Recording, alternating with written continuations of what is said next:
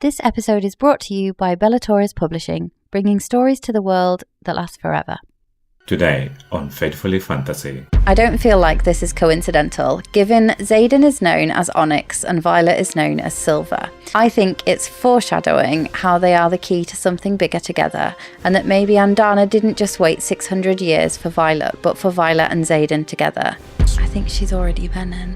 I think that's one of the reasons why Imogen wiped her memories, because then hopefully she doesn't think she's done it, so she doesn't have the feeling that she needs to carry on doing it. I had no second signet. So basically he's saying the first line that Violet says that he doesn't have one, or later on she will see him wielding.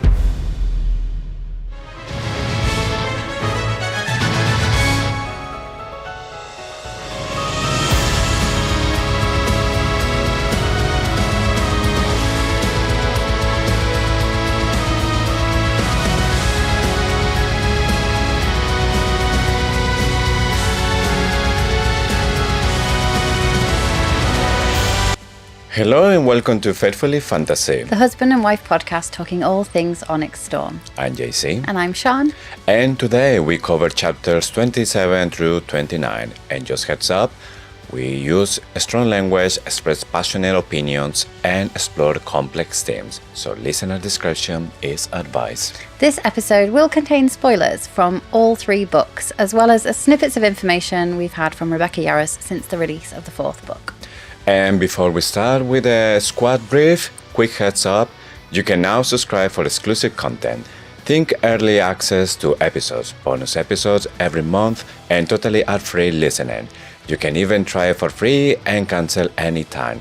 For the best deal, check out faithfullyfantasy.com, or if it's easier, just subscribe right on Spotify or Apple Podcasts for instant access. And now, without further ado, let's start with the squad brief. So this week we pick up back in Deverelli, and Violet is cleaning up the mess that Venin Bay just made. Or might she just be creating an even bigger mess? She's trading the rarest dragon's egg for access to the island on the hunt for Irids. We prepare to leave for the next quest, but quickly realise we're going to have to disobey direct orders and not come back between the island hopping. This time the full squad is in on the plans, and the first years want to help, some more than others. We finally get to see the Prince Pathetic put in his place by his not-so-missing brother, and Ulrich replaces Holden as the voice of Navarre for the upcoming trip. We fly for Umbriel, camp under the stars as bait, and are discovered by the Umbrish army. Okay, so now it's getting interesting, and I think some of this chapter that we're going to talk about today is one of our favorite chapters, or at least has our favorite scenes with the prince. Yeah. It's so weird because there's so much going on in this book, and that interaction between, or like when Ulrich appears from the mist, is my favourite part of the book. Sounds a bit bonkers because so much more happens than that. But. Yes, but I think maybe here when we start to actually see how important is going to be the role of Ulrich in the full story. Yeah. And Dune. Yes. All right, time for a history lesson. Let's dive deep and see what the past is hiding about the future. Chapter 27. The epigraph. Sometimes diplomacy is best served at sword point. Journal of Captain Lilith Sorrengail. We got this as a sneak peek from Rebecca Yarros' Instagram before Onyx Storm came out. And I'm not sure we actually saw what diplomacy Lilith gave or delivered at sword point, but I am pretty sure it has something to do with Violet's dedication. I wonder if we'll find out, because we know that the dedication was not complete because her pathway was too unknown. Yeah. I wonder if Lilith intervened at all. That would be really interesting to find out, because she was a captain when this happened. So we are assuming that it was long time ago, but we don't know how long are we talking about? How long has she been a general in Basgayad? Because yes, they have promoted really quick. Obviously, there's many people dying and there's vacancy constantly. The only thing we know is that once she got the general, she's she stuck as a general for a while. But she was a captain, so it's possible that she was a captain when, like you said, When maybe Violet just was like when 2? Violet, Yeah. was a little one. So my main question is, when did she write this? And I have a feeling it was around the same time. That's just my guess. Yeah, do you think we will see, or at least we will be able to link in future books, or this is just going to be a random epigraph? No, I think we will. I think we're going to learn a lot more in the next book about Lilith Sorrengail's journals. So Violet has read them, and there is a big chunk missing about this time. And we find out, 29, that Mira spent her leave visiting Grandma Niara. I think we will get much more of that in the future books. So this was the book all about Daddy Sorrengail and his research and his books. I think possibly the next book will be a bit more about Lilith. Yes. So last week we left off when Xaden had channeled from somewhere and had wiped out all of the Deverelli guards. So Violet says, I grabbed the small object on impulse and closed my fingers around the pebble-sized piece of alloy from my conduit. So my question is, why can't Violet channel from that? Yeah, it's something really curious, because I always thought that if you put your energy in that object, she will be able to will, because the power is there. So she's just like directing the energy.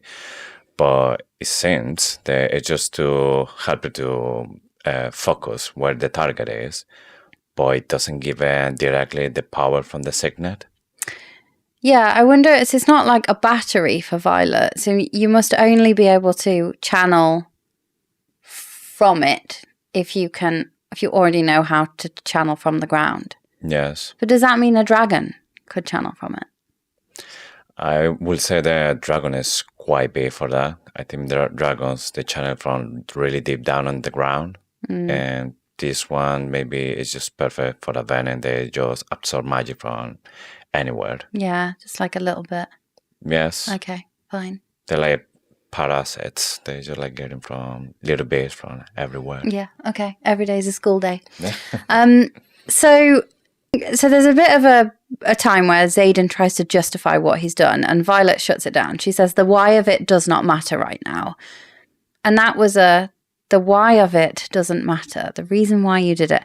I think Rebecca Yarros put that there for a reason. And I'm going to come back to my point that I make almost every single week. I think the why of it does matter. I think magic knows if there is a good reason, it's going to be okay. And this is just part of me telling myself it's going to be okay. But how can it not matter whether you are stealing magic for your own gain, for your own power, compared to whether you are taking it for the good of kind of humanity? We know that in this series, balance is an important role in everything.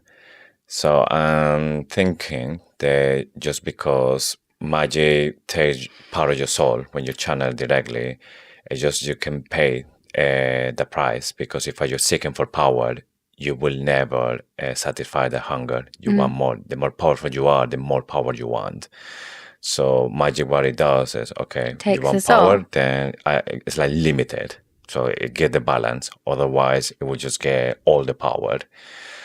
But we'd say that the time we see that he's channeling from the ground is because he's in a really bad situation and he just needs enough power to defeat the person or the situation where he is, because there are people around. It's not even for himself saving his life. It's always thinking saving somebody's life.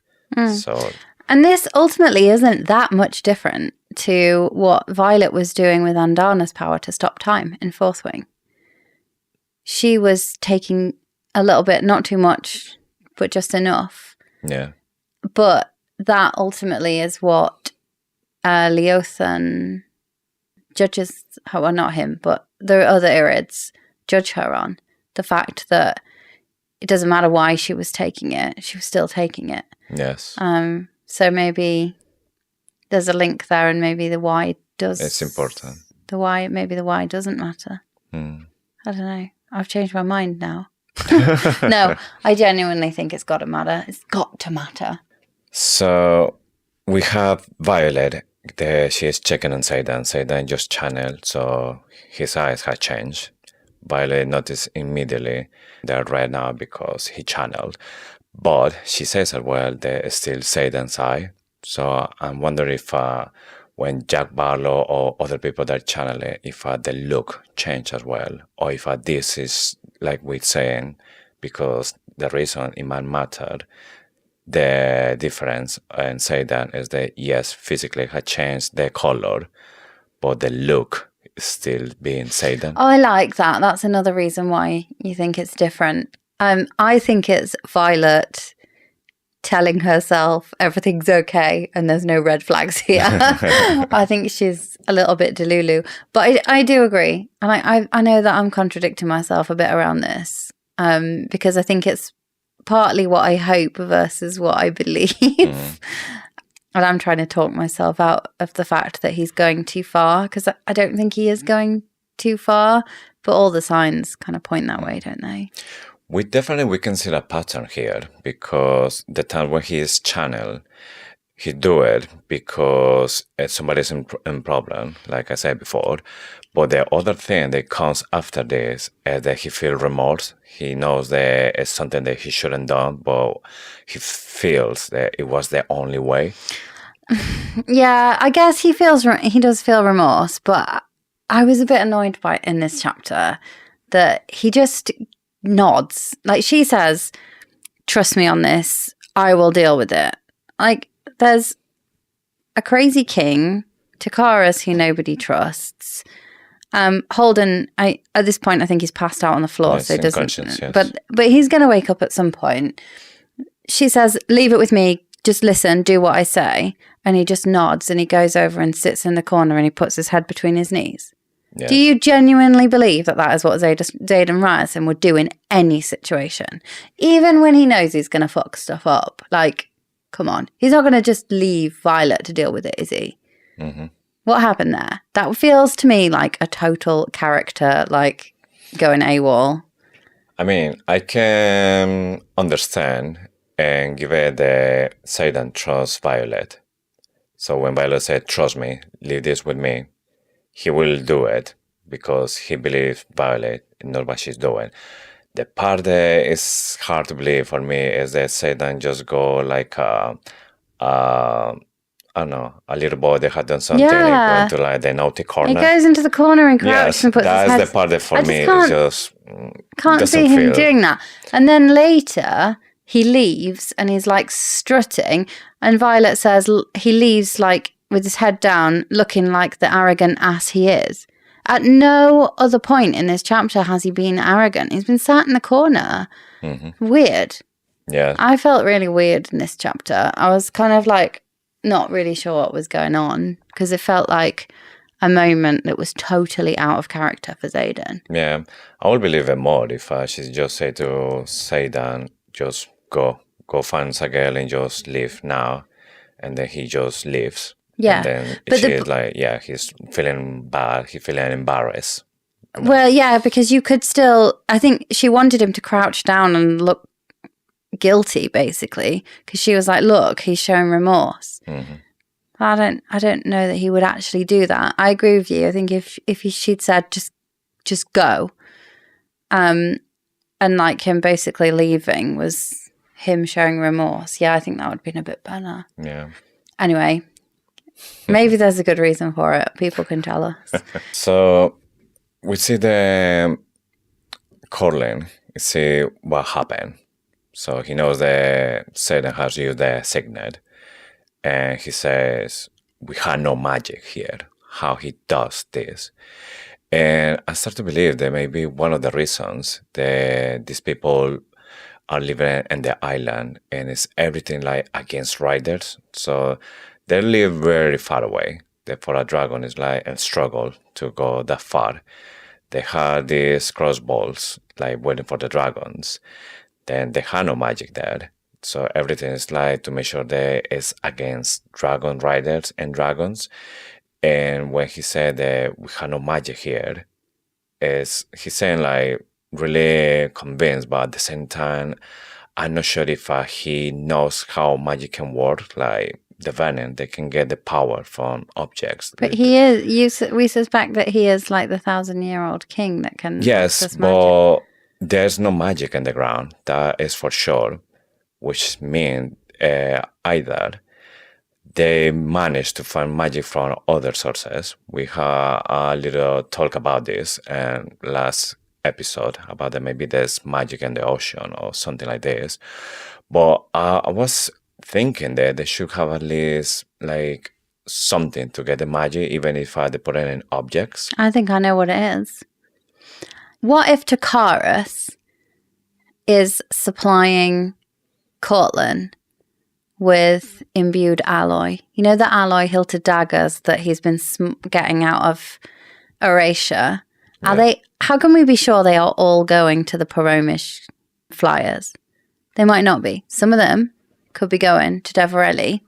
And so they do have, Courtlyn can have kind of a supply of magic. I think he does have access to magic there because he is looking a lot younger than he is, supposedly. How is he doing that if it's not magic?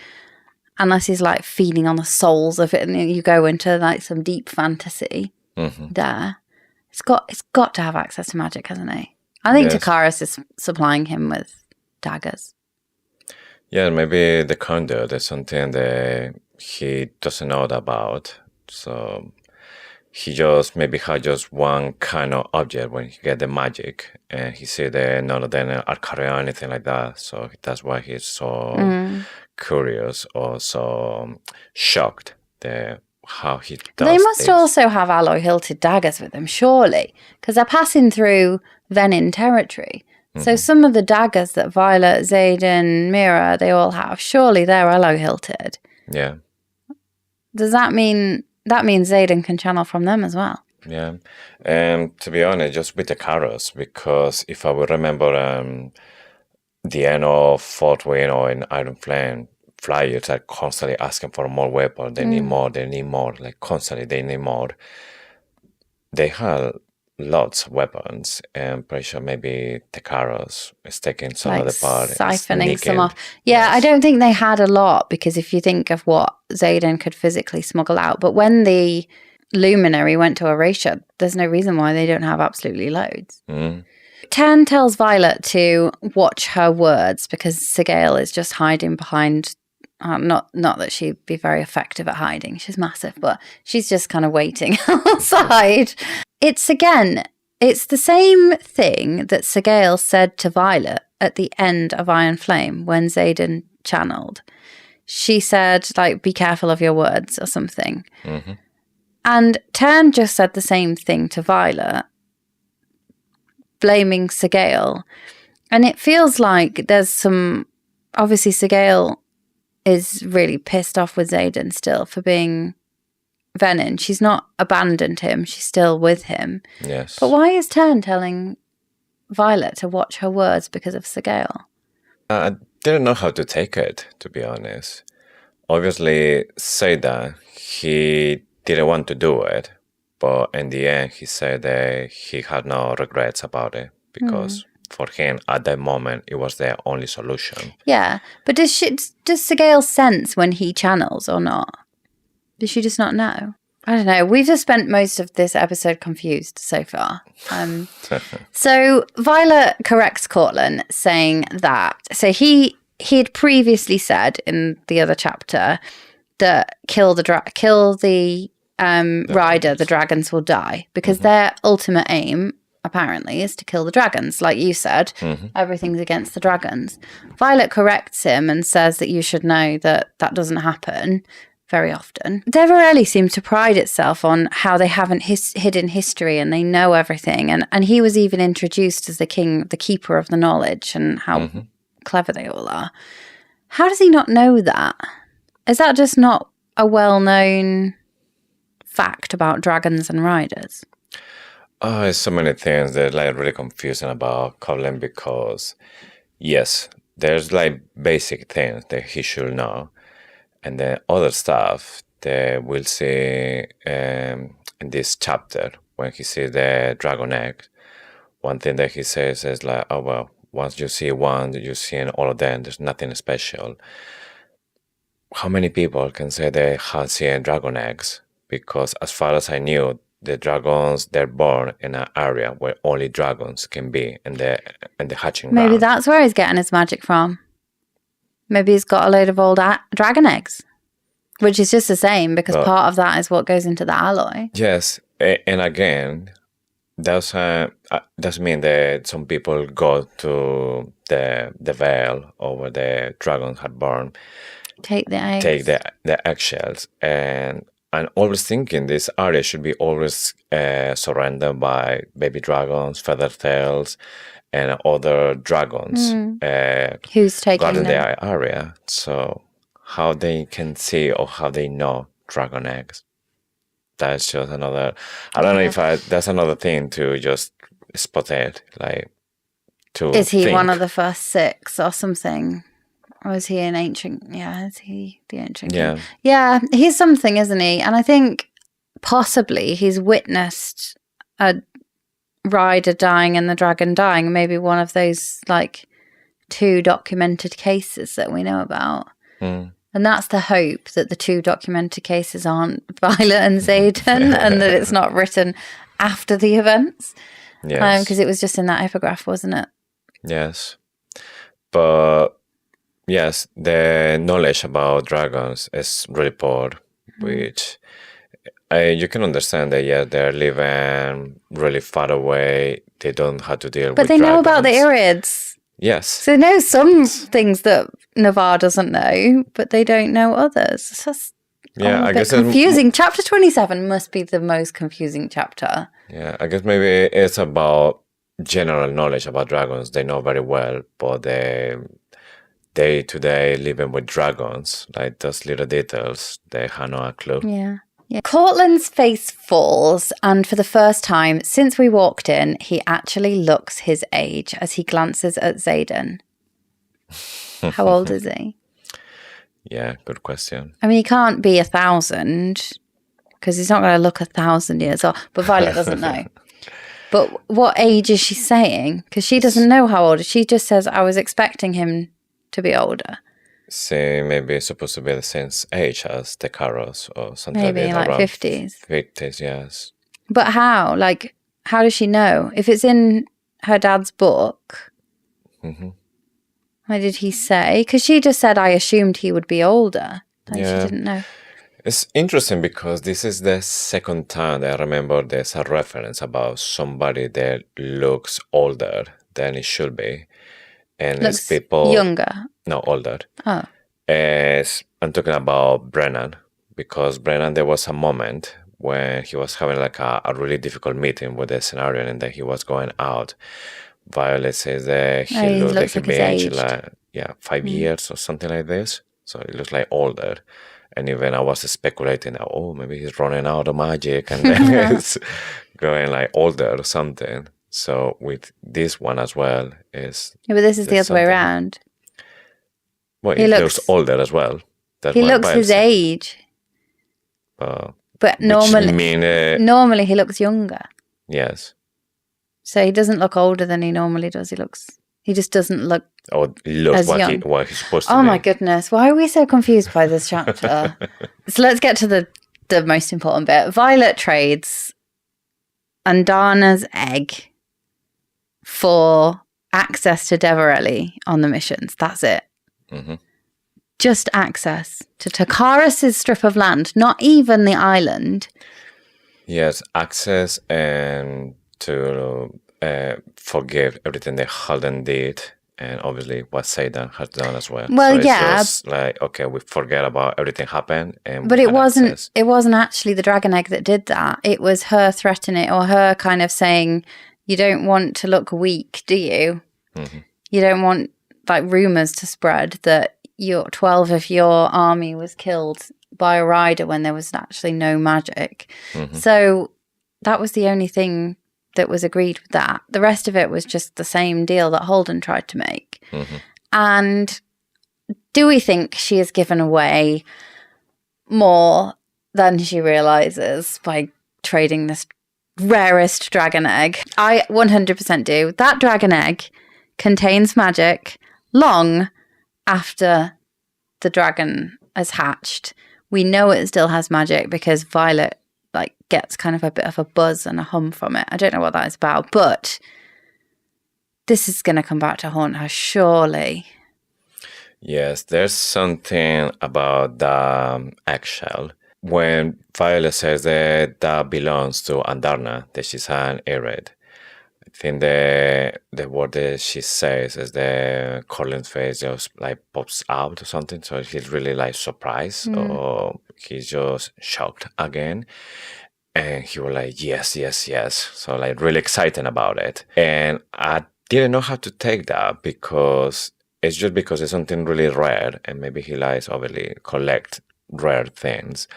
Or it's because he knows something about dragon eggs that we don't know. And that's why he said, when you see one dragon egg, you've seen it all. So he's not surprised about it.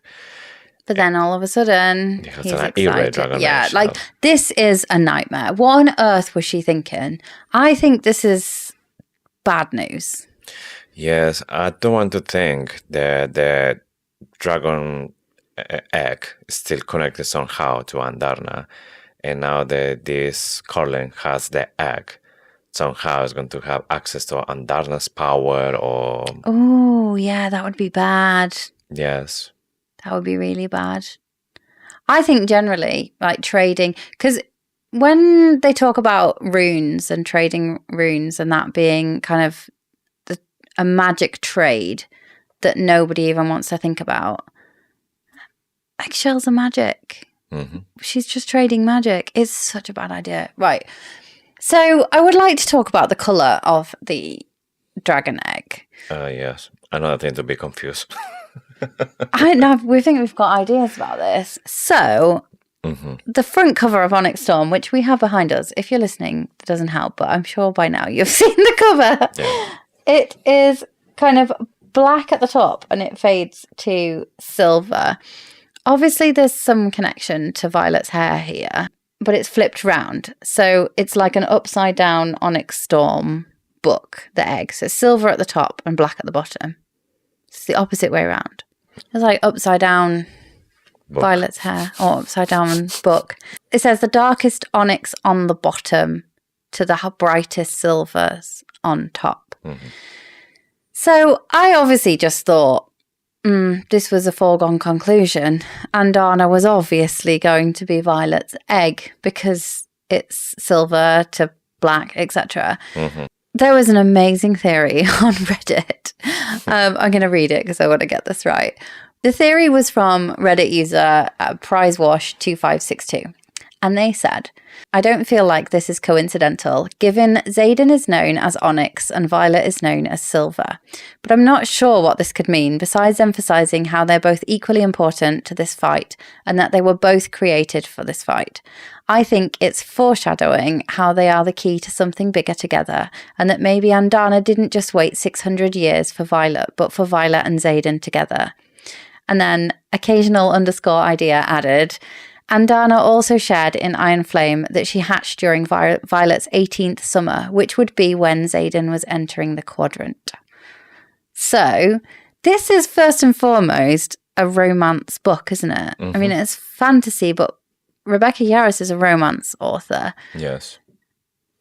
The key to this all is Violet and Xaden. And I wonder if the egg is a reflection of that. And that we've got the onyx and the silver, and it's how they come together. Yeah. And ultimately trigger peace. Because so I'm gonna build on the theory from those Reddit users, where essentially the dragon's egg represents Violet and Xaden, and their relationship symbolizing the end to this war. Andarna was the criterion for the Irids. Mm-hmm. She was supposed to hatch when humans were worthy. The reason that humans are now worthy is because we have Violet, who is in love with the Venin. She does not want to fight. She wants to unify not only Poor Emil and Navarre, but she wants to find a cure for the Venin. She's not trying to eradicate them all. She's trying to find a cure. Obviously, she's trying to find a cure for Xaden. But if you've got a cure for Xaden, why haven't you got a cure for everyone else? So I think the colouring of this egg absolutely means half Xaden and half Violet, because it just shows how important they both are in ending this fight. Yes, it's really interesting theory, because for me it's been always a link when Andarna hatch Violet as well. But I always was thinking more about Daddy Sorrengail, because basically he dies that year, and that year a lot of things happens. So obviously he dies. Xaden goes to the Rider Squadron. Violet is 18. So I never thought about like Xaden turning into a rider could be something that would trigger a lot of stuff on this, because they're two more powerful riders. And Xaden being a marked one, and nobody thought that he would make it. That was like one of the reasons that he went to the Rider Squadron. Maybe by the time when he born with a girl, this was just like the little butterfly effect. Then one thing comes to another one. And then when we have all of this, and maybe we'll find out later on that Violet and Xaden, they are the key of the reason to finish everything. Like the war.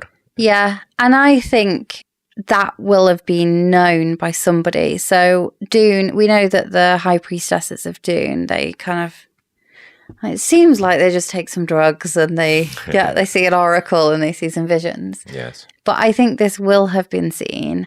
I genuinely believe Lilith knows more about Violet's future than Daddy Sorrengail did. That's why she put her in the Rider Squadron. I also think we have to come back to the assumption that that Lilith agreed to this deal because she thought that they weren't going to make it. I don't think that's true anymore. I think we know enough about Lilith now. She knew what was going on. Theophany was fighting with her. The question is, why did she bring Fen Ryerson in? That's the bit that we still don't understand. If she genuinely she knew this was all happening. I know she was trying to protect her children, and she thought they were better protected beyond the wards. But I think there's far more to it than that. And I think the deal that she did with Xaden Ryerson wasn't necessarily because she thought they had no hope. It was probably because she believed he had all the hope. Yes. Something that I would love to know is what triggered for Lilith to push Violet to be a rider exactly 6 months before. Because Daddy Sorrengail died when Violet was 18. He was always opposite to Violet become a rider. He wants Violet to become a scribe. So if he was maybe the obstacle for Violet to turn into a rider, why she just straight away or next year started with the training for Violet so she had more chances to survive the parapet, the gauntlet, all that kind of stuff. But she waited 6 months before to tell to Violet, you're not going to be a scribe, you're going to be a rider. I think she saw something. I think she saw it's like a vision of the future, like via one of these Dune oracles. Yeah, we were assuming that was because Markhan will figure out the Violet, and she will be like the next scribe, superstar and everything. And then when Violet found out the truth and she doesn't want to be part of that, she will die. And maybe that was one of the reasons that his dad died. So far we've seen that it's just the heart that failed. But we're seeing as well that when somebody's doing something dodgy, that person dies. Yeah, but with Markhan, that happened already with a cadet. Yeah, and we've already suspected that Daddy Sorrengail had some access to magic with the runes on the research. Yes. Somebody commented the other day on one of our reels to say, wonder if that's why his heart did actually give out, because he was being exposed to loads of magic and he wasn't actually ready for it. He wasn't trained for it. And I've got more suspicions of Daddy Sorrengail having access to a particular type of magic to talk about This is where we find out the egg still has some magic. And I run my finger along the inner edge, picturing her biding her time for hundreds of years, listening, waiting. A charge of energy runs up my arms and I lift my brows at the sensation. What is that all about? Yes, so obviously the egg, even after more than 600 years, is still charged with magic. Yeah. Had a lot of power. That much that even she felt it. She felt like something. It could powerful. be because they are connected and it's her dragon's egg, but it worries me. It really worries me. What's he going to do with all this magic? Yes. Definitely this will come back at some point, either next book or in the last one. Yeah.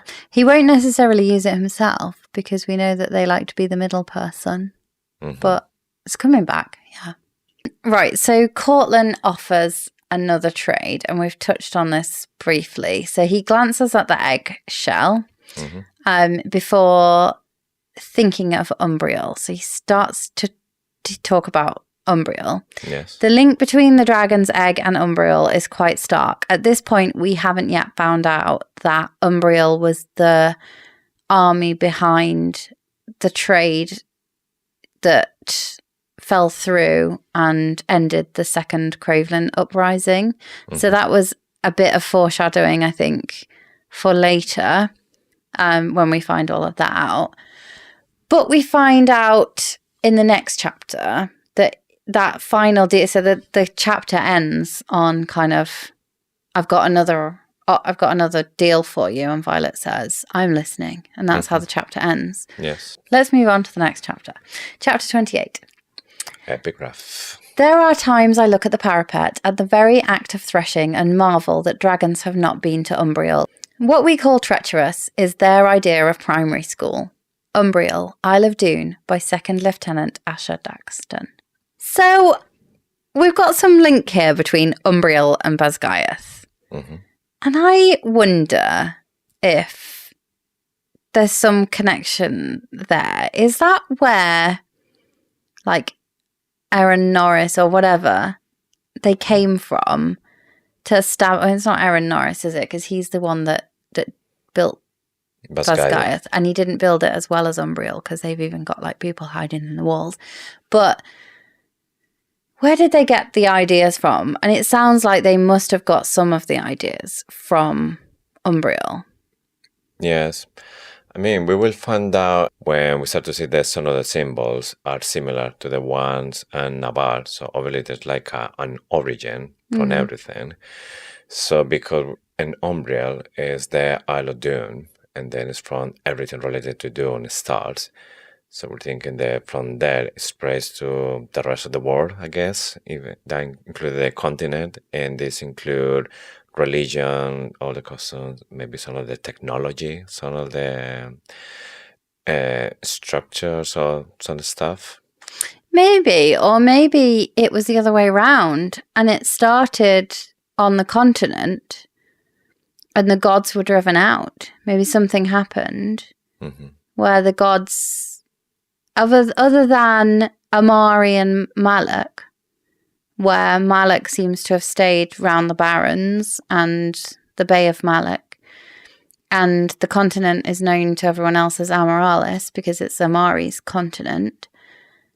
What if there was a big war between the gods and Malak and Amari were the only two that remained, and they forced the others out, and Doon ended up on the Isle of Umbriel? The only thing we'll say as well is that maybe gods don't like magic, because all the islands are dedicated for the gods. They had no magic at all, at least not in the ground. Yeah. So maybe there's something between gods and magic. They're not compatible. Yeah, that would be odd, but yeah, maybe. I mean, because if I remember the words of Theophany, she said, why I want to pray a god when I can turn in one? And she needs magic, she needs power for that. So maybe the gods are in a place when they know no mortal, it will turn into somebody powerful, because there's no magic to fuel that. There's definitely a link between Umbriel and Basgaeth. And I wonder if possibly even dragons were there hundreds of years ago as well, because they want the eggs. Is that because they see them as rightfully theirs, or they want... I guess we find out that Dune has a talon on her symbol. There's obviously some connection to dragons there, isn't there? Mm-hmm. And Umbriel don't have that anymore. They wanted the eggs in the second Courtlyn uprising. They want them now. So there's definitely a link there. And I wonder, maybe that could be one of the reasons why Asher Daxton went there so early on in his career. He was like 23, wasn't he, or something, when he went there.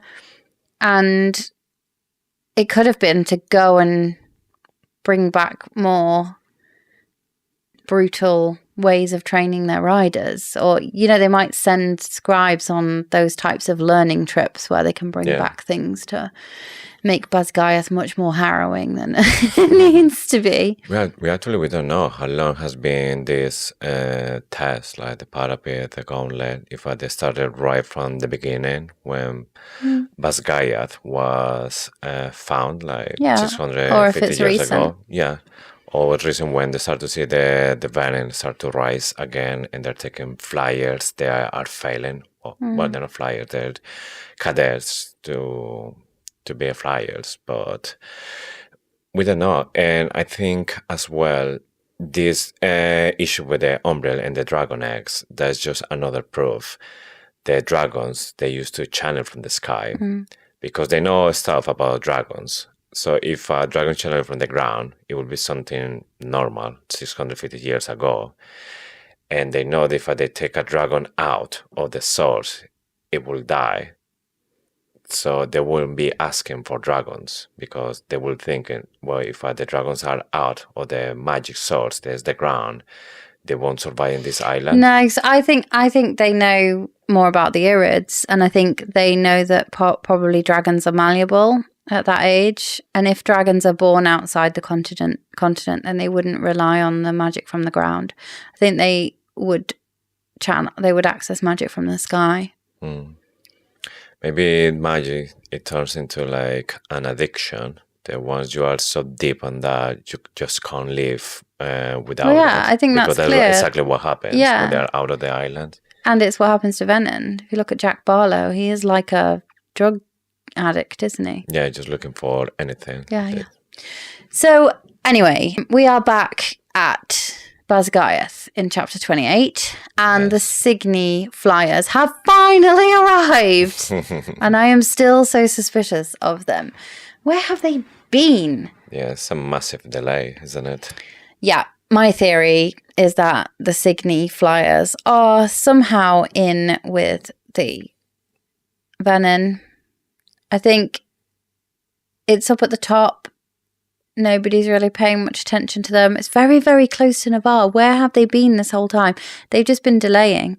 Yes, preparing for something. Now they're going to Basgiath. And if they go into second wing, even more suspicious. Yeah, well, they have to even so it not out. The majority, probably. Because for wing, I think, completely. It's just the other wings. Yeah, they had to even them out, so the Signet flyers went there. Let's hope it's not Riddick's new boyfriend. And he's... That's so funny, that part. Hello, Signet. Yeah, I don't fuck first years. Second year. Yeah. He says I don't fuck second years. Second thing that I fuck like one. Like a third. Just when you said 30 seconds ago that maybe magic is like a drug, and we were like, well, yes, it is. Mm-hmm. Cue Violet needing to crack the archives door open a little bit because she's feeling so tired. They've just got back. She's feeling really, really tired, and she says she cracks the archives door open to power in the hopes that it will keep her awake. She is literally using it as caffeine there. Yes. Which is probably the most prevalent drug that most people are addicted to. Yeah, for me it was so weird when I was reading this because it gave me just the view. So these movies when they're with traders, they need a lot of energy, and the first thing they do in the morning before they start calling stuff is just cocaine. A line of coke. And then, no. Let's do this. That's what she's doing with the power. How it feels. Like Violet is just like, I just want to get a little bit more. That's feels the good thing, being though. me again. That's the thing, though. It's the riders. So everybody's being corrupted by magic. And I can't, nobody can convince me that this book won't end with nobody having access to magic anymore. I see it really difficult not to see it end in this way because it's just like every single step is just going to that direction. Cold turkey. Everyone needs to go cold turkey without magic. Yes. This is where we learn about the deal that Courtlyn posed right at the very end of the last chapter. Mm-hmm. So he wants essentially the same thing as Takaris, but he wants Violet and Xaden to be his kind of personal bodyguards in exchange for weapons. Number one, I feel like Navarre have enough weapons. They've got a forge. They've got them all over. They've got Tyrandor, which has Palladium, which is part of the alloy. Mm-hmm. Why do they want weapons from them? There's nothing in that for Violet and Xaden. Kat thinks this is weird. Kat thinks that why on earth would he want Violet if they don't have access to magic? Because with magic, she's really scary. Without magic, Kat says she's not. Mm-hmm. This, to me, suggests, like, he must have magic. This is another tick in the box that Courtlyn has access to magic, and he has access to magic for Violet. Yes. But I think it's all a ruse to get her to turn Venin anyway. I think it's all a secret plot to get Violet to turn Venin. And I do think if Violet isn't already Venin by the end of this book, mm-hmm.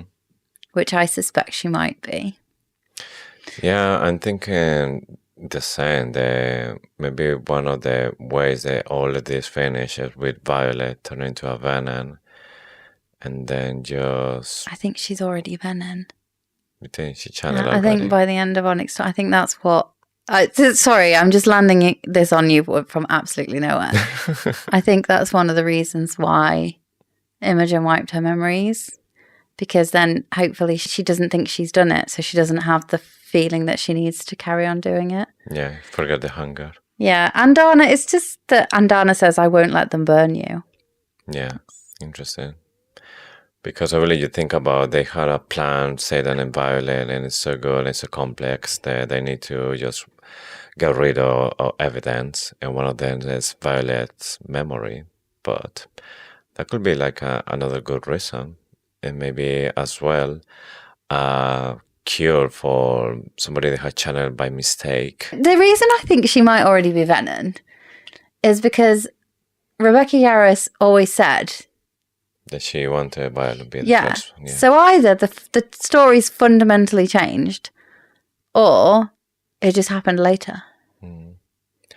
Actually, yes, because I remember with Xaden, when after he channeled, Violet described that, she can see like the little red, but it's not that visible. Yeah. It's just like a little bit. And then it fades. Yes, and then Xaden, and in the beginning of Onyx Storm, there's just like the next day after the battle, he's just hiding or looking at everyone, but I think by that time maybe it will fade. Also, we need to read this bit again before I go fully down this rabbit hole.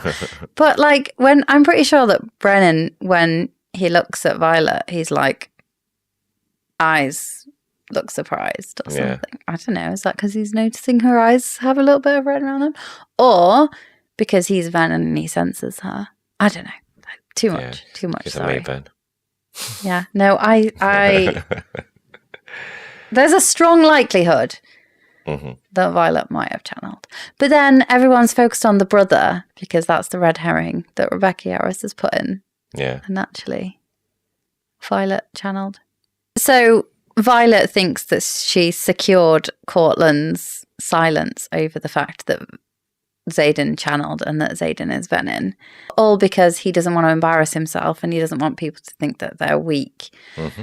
If he is Venin, if Courtlyn is Venin, then he already knew that Xaden was Venin. Yeah. And he hasn't told anyone. Just like Takaris.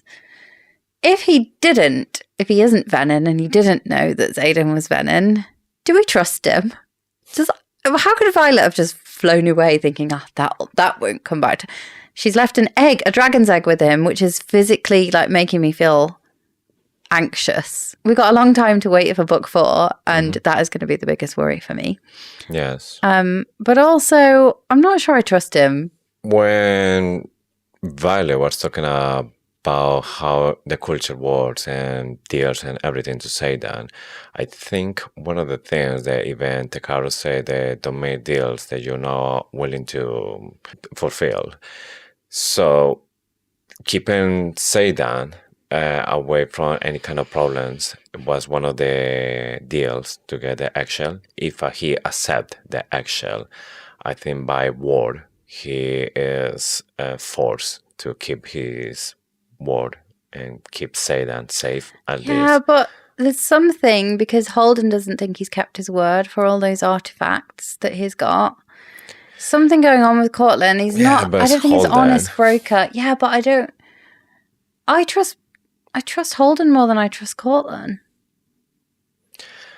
I trust more Courtlyn in this case than Holden. Yes, because Holden in the end, he's just a spoiled prince. Courtlyn, he was saying that they belonged to him because it was like an agreement for a payment. But you don't know what it was for. Yeah, but I don't know. Generally, I don't believe that Holden was I think Courtlyn, like the fact that Courtlyn is not who he says he is. He looks a lot younger than he should be. Oh, well, yeah, definitely. There's something so much him. going on around him that I don't trust. I think Holden's an idiot. I think he's like got quite a sheltered view of the world. He's self-entitled. He's a spoiled prince. Yeah, he's a spoiled prince, but ultimately, like, that's it. He's been raised by his dad also, who's like the mastermind behind, well, maybe he's not the mastermind, but he's a tyrant king, isn't he? How he's like keeping all his well, he's just keeping basically the family business. They're just covering up everything, and that's been the business for the last 650 years. So he's not the king that made this lie. He's just keeping it. That's the problem, that he, instead to do something like Arik is doing to make the change, he's just keeping everything how it is. But you know, when we say that Courtlyn and Tekaro, they could be Venin, that doesn't mean that just because they are Venin, they are like really good friends and they know everything about each other, because they can be an alliance. But that doesn't mean that... Well, no, they're not bosom buddies, are they? They're not like sharing deep, dark secrets on the pillow talk. No. Like, yes, he might say something about Violet, that he wants Violet. But this one, he wants Violet and Xaden as well. So maybe he knows something about that. No, maybe he wants Xaden, but he just is going to give Violet to Takaris. Because Bodhi Berwin. Right, so they're in Battle Breath, and the map shows that the Venin are heading southwest towards Tyrrendor. Yes. But conveniently, again, they're missing out Corden. And we know that, so Violet suspects that they know that the wards are failing. This is the first note that I had in my Kindle from my first read through. In my first read through, I was like, I'm not taking any notes. I am just going to enjoy it. And I took a note and I'd put in capital letters, Brennan, exclamation mark. I genuinely thought at this point in the book that Brennan was the one who leaked the information about the failing oration wards. Yes. And it still could be, but I think we know at this point now that it's probably Panchek. Yes. You know, for me, it was exactly the same. First off, Brennan. But when you think about right now, they're having this battle brief in front of everyone.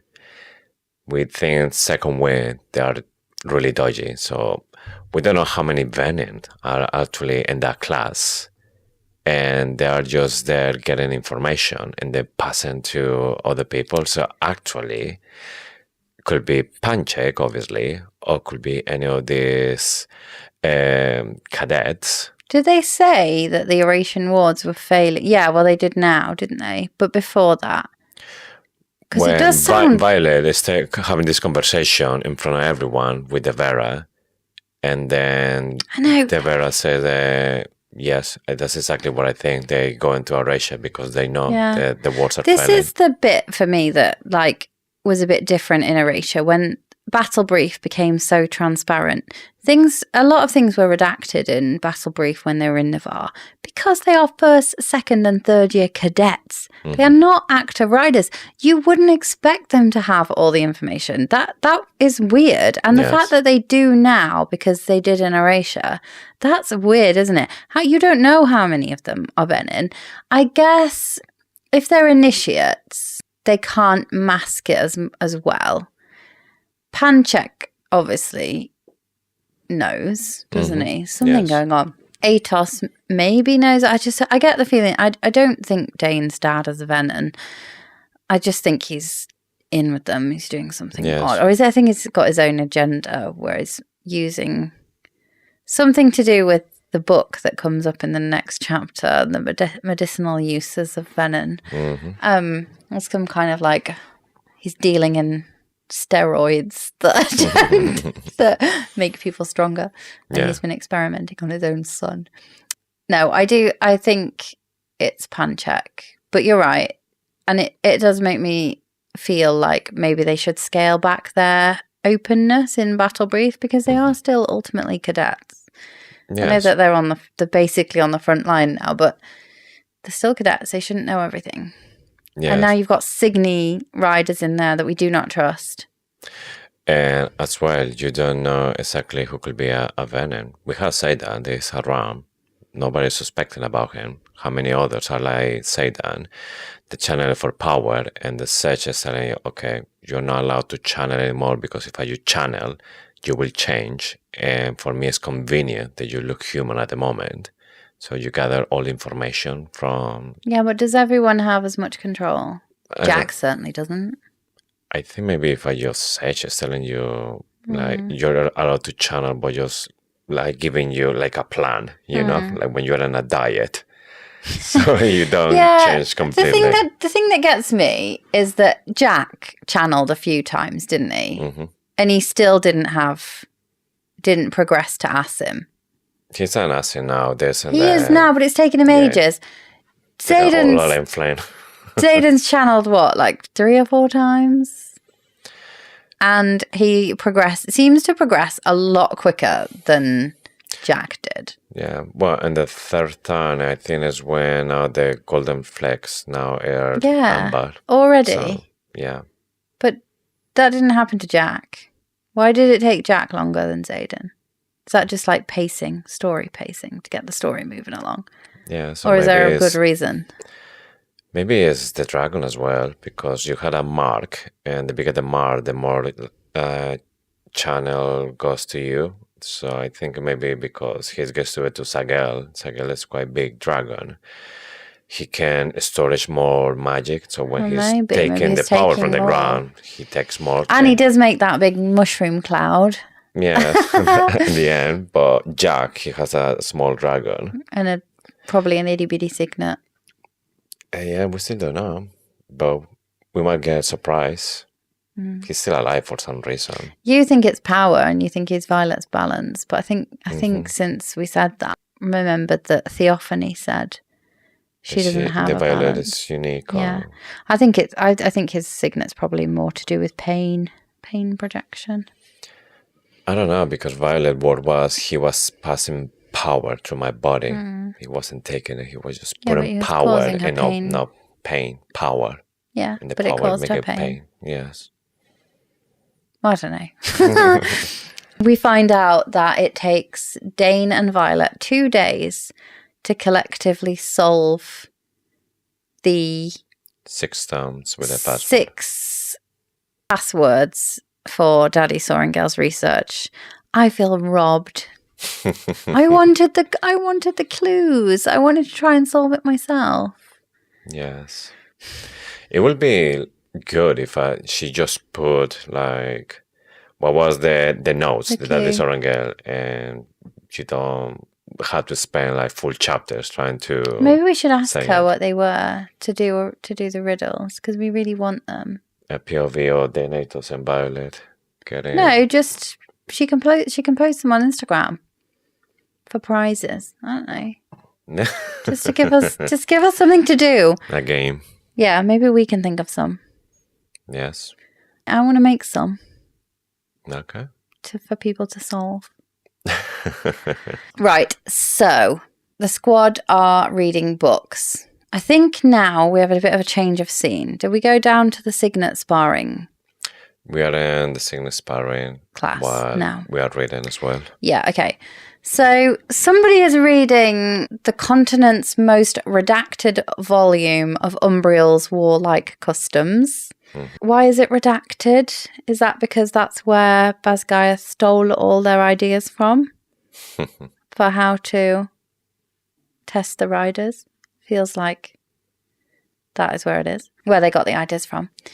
Bodhi is reading a collection of Breivik fables. Right. Oh, yes. I'm going to add another tick in the box of why I think Bodhi is the brother that turned.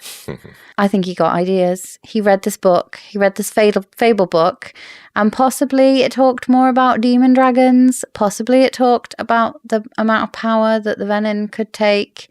And he thought, yeah, I need some of that.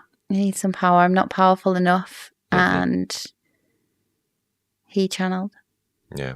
I mean, he saw the possibilities, what you can become. Yeah. And if you think about where Breivik province is, it's right on the border of the Venin. So their fables will be the best ones. Their fables will be the juicy ones, because they're not actually fables, are they? They're just like real life stories. Yes. People have been like, oh yeah, that's a myth. Yes. The thing that caught my attention when Bodhi was reading this specific book was because Violet says that he's just looking for anything, like whether they have been called for love. And for me, it's just like, maybe this is the foreshadowing that we're looking for. That just came back to where you were before, or maybe you're not go that deep as a Venin when you're doing for love. Does it specifically say love? Yeah. How did I miss that? For me, it was really like, oh, it's Violet, the one saying that it's Bodhi looking for something like this. But come on, it's coming from Yeah, Rebecca and the Jarvis. key's got to be on Loyalsome, the Isle of Loyal. Yes. Got to be, hasn't it? Like, how convenient they didn't make it to that one. Yes. Loyal is the other one that you can be dedicated, isn't Yeah. it? So if maybe you're a Venin and you dedicate for Loyal, Yeah. then you're cured for love. And you know why only Dune and Loyal require a lifetime of dedication? There's an epigraph later in the book, and it says, only Dune and Loyal require a lifetime of dedication because war and love change souls irrevocably. Yes. So if your soul, like, it's to do with Venin and love, isn't it? Yes. And that makes me wonder whether Umbriel is the start of the Venin, because and Dune was the one that actually started it. Because if you think about the silver and the like draining of colour and stuff, that possibly does link more to Venin. Although the High Priestess in Navarre, in their temple, she seems like quite decent, doesn't she? She's fighting against them, and yeah. Yes. But we might have found out the solution, the definite solution for the Venin. Just dedicate yourself to Loyal. Your soul will maybe restore or change for love. Fall in love. But then it says, doesn't Theophany say that Venin can't feel love? But Xaden, even after being a saint, he still caring about Sorrengail. He still caring about Violet. Yeah. How he can do that? Yeah, he can't. It's not. It's not the same for Xaden. No. How many other Venin have changed for love? That's my question. I think just the other book might be worth mentioning, and I'm getting bored of them. Rhiannon is reading a book on weather patterns again. Something about the weather, isn't it? Yeah. But at the moment, it's just like nothing important to you think it's going to change the whole plot. Or no, but it better. is, isn't it? Yeah. So there was a bit of a passage in here that made me laugh. It said, "For all we're reading, I can't even imagine," what I'm paraphrasing, "I can't even begin to think of how much Jacinia is having to read." And I was like, did Jacinia just write this in because she wanted the reader to not forget about her and how much work she was doing? And she was like, look how hard these guys are working, but actually I'm working my tits off in here reading all of these books. It made me feel like a breaking of the fourth wall of the actual writer. She transcribed this and she was like, don't forget about me, I'm working harder than these guys. That was quite funny. Yeah. Also, Jacinia is quite clearly reading quite a lot of the ones where the epigraphs are from, and she's like sticking them in. Mm-hmm. Are we going to get a download of everything she's learned at some point? Because she's writing, she knows so much more than she's letting on. Mm-hmm.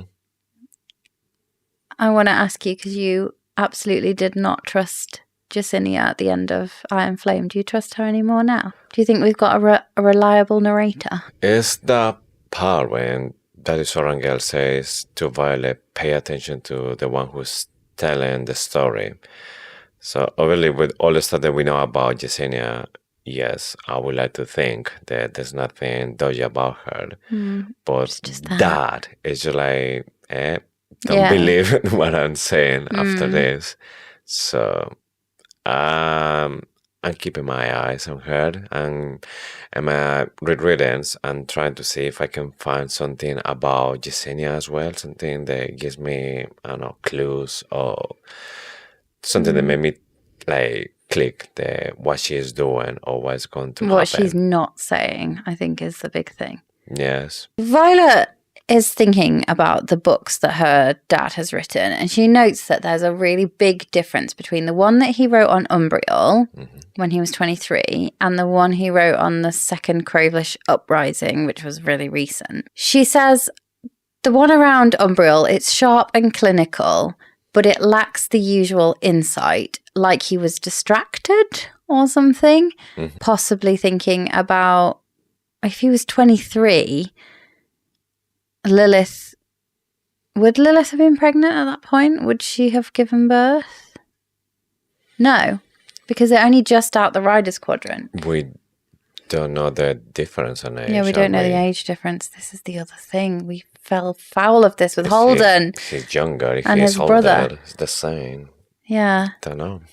Yeah, I just assumed they're the same, but not necessarily. But anyway, I suspect that she wasn't. It was earlier than that. But he was obviously distracted by something. This is the first time of many. She questions this like 5 or 6 times in the next group of chapters. How he had the time to write all this stuff. I have a crackpot theory. Okay. I think Daddy Sorrengail was able to manipulate time somehow, and I think it's linked to Andarna. Okay. So every time, and I'm going to call this out in the next few episodes, and there's another couple even in this set of chapters, she's like, how did he have the time? Even when she's talking to Mira in the next chapter about what Grandma Niara said, she was like, did she know that he was writing these books? Did she know how he had the time to do this? Where did he find the time? And there must be 5 or 6 references to how did he find the time. And what do we know about Andarna? She's just hanging around in an egg for 650 years, biding her time. She's obviously able to manipulate time. Her gift as a feathertail was to slow down time. Did Daddy Sorrengail find a way linked to Andarna to give himself more time? You would think that if he could, he would have done that at the end, because Lilith Sorrengail says, you left too soon. And you'd think he would find a way to continue doing that. But what if he couldn't after Andarna hatched? Because at that point, Andarna had already hatched. He had no access to the egg. Well, this is assuming he had access to the egg. Yeah. But why would she keep asking, how did he have the time? When did he find the time? If there was nothing that significant about time. Yeah. It's really interesting because obviously now I think it's both of us, we're getting kind of like a conclusion that Daddy Sorrengail Had had some magic access or to power. magic. Yes. So you're saying that he was somehow linked to Andarna. And for me, I said last week that I think he was maybe born to a dragon. So he wasn't a dragon rider, but he was born to a dragon. Yeah. And maybe that's how he was traveling across the islands. Isn't it funny how we have suspected that everyone and their dog is Venin? But we never suspect Daddy Sorrengail turned Venin. Just not a sneaky bit of power to manipulate time. Didn't just like sneak a little bit. Because he was learning a lot. There's nothing to say that he didn't learn how to do it without having channeled a dragon. Like, but I'm sorry, I know this is bonkers and everyone's going to be like, oh, they think everyone's a Venin. Because we do and then we don't. And then we, but we're trying to find reasons why Daddy Sorrengail is such a good person. I do believe he's dead. I don't believe he's coming back. Yeah, that's the only character that I think, and that's definitely dead, like dead. No, like with the other ones, I think Lilith Sorrengail, she will back. I think you're Burton, she will back. You're a ridiculous person for thinking Lilith is coming back. Yeah. No author would ever bring the mum back. It's such a painful loss. Once you've done that, you've done that. That's what I think about the mum. I don't think Daddy Sorrengail. I think you could get like a Dumbledore moment. Harry Potter spoiler alert. And you could get a Dumbledore moment where you meet Malik and she gets a conversation with them, or I feel like that's not really Fourth Wing vibes, but you could. But yeah, I think Daddy Sorrengail could do something with time. Yeah, because what became clear is there's a mention about how he managed to do all this research, because going from island to island, that takes time. And it seems that he was always at home, or he wasn't like lost for a very long time. So either he was a distance wielder. No, he wasn't a distance wielder. Flying in a dragon or something, but like time wasn't an issue for him. Yeah. Then we had the research with a rune. And a rune normally is done with magic, and normally it's either you are a flyer or a rider. It would have had to. The only other explanation is that Lilith did it, isn't it? Because she was the only other person that he trusted. First, you need to learn it from somebody. I don't see why she wouldn't have done. Because runes just aren't taught at Basgiath. They are a thing because of the mage lights and the. It's just that they're not taught, but they might be taught when you are like past this level. Yeah, people still need to know them. The interesting part for me is that it seems that was the people from Tyrrendor, the one they kick on with the runes. But for Daddy Sorrengail maybe to learn that, if he was traveling to Tyrrendor and then maybe teaching to Lilith, or Lilith going to Tyrrendor and then learning from that, it's just, I don't know.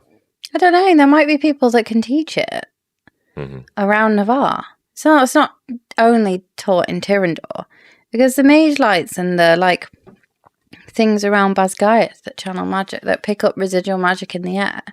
I'm pretty sure in Iron Flame they say it's just a banned subject but it's just not taught at Basgiath. It doesn't mean it's not taught later by people that they trust. And to be honest, we still don't know even what the rune means. We just assume there's a destructive rune. Self-destruct. But it's not being confirmed. I think Violet says it looks suspiciously like the one that would destroy everything. No, Rihanna says that it might have not enough power to destroy, and Violet said, I need to learn more about runes. So she doesn't know. Another book that we get, which is just like, either this is really important or Rebecca Yarros is 100% trolling us. Quinn is reading a book from Queen Mariah's secret library, Venin and their medicinal uses. One, uses, plural. Yes. Like, more than one use. Yeah. More than one medicinal use. Two, there's got to be loads, otherwise you wouldn't write a book about it. Like, it's not just 2 uses, is it? Like, anesthetic and, I don't know, something else. Like, antiseptic, antibiotic. Like, what are the medicinal uses of a venin? And how? Is it maybe with the blood? Is it maybe you make the venin do something? Like More blood magic, yeah. Yeah. But has to be something really important. We are speculating before, maybe this is the origin about second winged and like kind of like super soldiers or creating superhumans with venom, blood or venom power. Yeah, and Dain is not a venin, but it has somehow got some venom power, and that's why Cat's breath's stinky. Well, I remember one of the first things that they said out about Cat as they channel a lot of power, and that's one of the reasons that maybe they have this much power. Well, yeah. But the venom side as well, that could be like a plus. Yeah, but like, Quinn is reading this and she's not like, guys, we've just learned something amazing. Guys, Violet, come here. This is really important. Yeah. How is she? So, and now Quinn's dead. So hopefully they've still got a copy of that book and they can read it again. Yes. I mean, Queen Mariah dies as well. What happened with the books? It will go just to Takaros, I guess. Yeah, but it'll be fine because Takaros is letting Violet learn all about Venin. He doesn't see this as being a big issue because he wants it to be Venin at some point. That book was not just put in there by accident, I'm sure. I just wish Quinn had given somebody... Hopefully she told Imogen all the stuff that she learned and Imogen knows. Maybe she didn't even read it. She was just projecting someone else and just pretending that she was reading. The book's upside down. Yeah, that's why she never say anything. That's amazing. Talking about Quinn projecting, I just want to say this. Kelly, one of our lightning wielders, I hope she doesn't mind me saying this, but her husband is currently reading the Empyrean series. Yeah. And when he got to the bit where Liam showed up in the interrogation room as like a projection of Liam, Violet, he was like, so that's Quinn, obviously. It blew my mind. I was like, oh my God, was it? I had to read it again. Yeah. I think I decided that it's not Quinn, but it's such an amazing thought that was like he just thought that was obvious. Yeah, it's interesting. Yeah.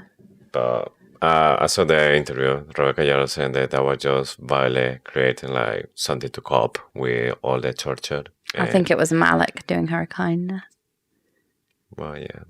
We don't believe anything that Rebecca currently says, do we? I mean, she's amazing. We love her, but she's not going to tell us. She needs to keep the plot. Yeah, and I don't want her to. I don't want her to tell us everything because I can't wait. I want to read it, and I want to read it like well thought out and like. Well, that's the job of a good author. They just deceive you. You have no clue. They plan like recurrence and clues. They're taking you to nowhere. And then when you're expecting, boom, that real plot twist. Yeah, exactly. I don't want any more clues from Rebecca. I just want to wait and read it. That's a lie. I want all the clues. I'm going to read everything, obviously. So, something interesting when they're reading here, Violet just call Bodhi. Say, Bodhi, why is your second signet? You know, like this casual child conversation. Or something. Yeah, she was obviously bored. And Bodhi is like looking first Garrick, I think. And he says, no second signet. And then Violet's like, yeah, but like you had no a second signet, then later on I will see you wielding, or you had no second signet, no have second signet. And then he smiled and he said, I had no a second signet. So basically he's saying the first line that Violet says that he doesn't have one, but later on she will see him wielding a second signet. So for me, I took that as a yes, he has one, but he doesn't want to say it. I'm taking this on face value and chalking another tick in the box of why Bodhi is the Venin brother. That's 2 ticks in this episode alone. That I don't think he has a second signet. He's not good enough. He's not the same as Xaden. He's not. Nothing's ever good enough. He's the one that. And like this is me saying I don't want any extra clues, and I'm hanging on to this one. That Rebecca says, pay attention to people to who's missing at the end, and who feels like nothing they ever do is good enough. Yeah. And I think this is another one. Bodhi doesn't have a second signet. If he does, it has to be an intrinsic one, I think. And he's not even told Xaden. He's not even told anyone. Just like Xaden hasn't told Bodhi. That sentence that says there is really suspicious as well, because he says, I have no second signet. It says that Xaden. Just like Xaden, yeah. So it's like, it's intrinsic as well. Yeah. No, I don't think he has a second signet. Womp womp. Well, the next sentence, I think that he said that if he shows the second signet, then he's allowed to go to the squad Yeah, quest. he doesn't go, does he? No, he doesn't. We need to take Garrick. Right, we get a really good interaction between Dain and Sloane here. And everyone's asking, like, not everyone, I think 99% of the fans, like, see that Dain and Sloane are going to end up together. There's like 1% of people being like, I don't see any evidence for this. Like, people are just getting carried away. There is massive evidence in this chapter. Yeah. So Dain pushes Sloane to train her signet. One, he says, I don't coddle first years anymore. You just need to get on and do it. The fact that he says he doesn't coddle them anymore is like he's taken a leaf out of the Xaden Ryerson Wing Leader training book. Yeah. He realizes that lost him his best friend, and that half of the problems he has now are down to how he acted in his second year and pushing Violet away because he was trying to coddle her and he was trying to keep her safe. He's learned his lesson from that, and he is not going to do that again. He basically says that Liam's death is on his hands and he won't put Sloane's. But then the really good bit comes. Sloane's cheeks go red. Like, obviously she's into him. And Violet lifts her brows at the look that she gives Dain. And she says, I can't tell if she wants to stab him or... And then Garrick goes, fuck. And if you read that sentence just like that, it's so obvious, isn't it? That, like, she can't tell if she wants to stab him or fuck. That's so funny. Like, I can't believe anyone would think that there was a different outcome for Dain and Sloane. No, this is probably maybe the first clue that we had that something is going on. Maybe in Sloane first, or maybe Dain. I think both of them. Yeah, so really Dain is interested her to be better because it's part of his job as a wing leader, so you can take it that way. But Sloane, she was like flushing, the way that she's looking at him, that even Violet sees like that something happening there. So there's 2 things here. Like, one, does it show growth in Dain's character that he might actually break a rule because she's in his direct line of command? And 2, there's a lot of people saying that this is history repeating itself. So you've got an enemies to lovers trope, a wing leader and a first year, and you had that with Violet and Xaden, and it's like history repeating itself. Yes. I think both of those points are really interesting. True. Maybe it's like more chemistry between third and first years. When you believe the death of the brother is related to that person. Mm-hmm. So like Violet believed that Xaden's dad killed Brennan. Mm-hmm. And Dain has some responsibility for Liam's death. Yeah. It's all linked, isn't it? Yeah. Same story. Different characters. This is where Loisum comes up. Actually, I think there's a bit of an edit mistake because it's called Loisa in this chapter, but it's Loisum everywhere else. So there's an island called Loisum, which is Loyal's island. It's mentioned as being the furthest away because they're talking about whether they can make it back in time between visits. Mm-hmm. And it's mentioned also that I think that they are peaceful.